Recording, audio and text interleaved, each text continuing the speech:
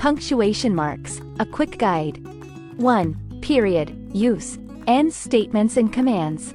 Example, I love reading. 2. Comma, use, separates items in a list or clauses.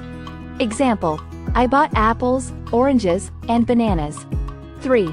Question mark, use, ends questions. Example, what time is the meeting? 4.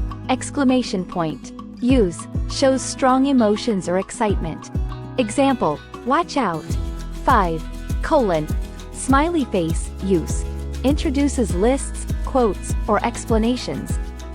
Example, she needs 3 things: bread, milk, and eggs. 6. Semicolon, winking face, use, links closely related ideas or items in a complex list. Example, I have a big test tomorrow. I can't go out tonight. 7. Quotation marks, use, encloses direct speech or quotations. Example, he said, it's going to rain today. 8. Apostrophe, use, shows possession or creates contractions. Example, Sarah's book, possession, can't, contraction. 9. Parentheses, use, adds extra information or clarifies. Example, the meeting, which was rescheduled, starts at noon. 10. Dash, use, adds emphasis or indicates a pause.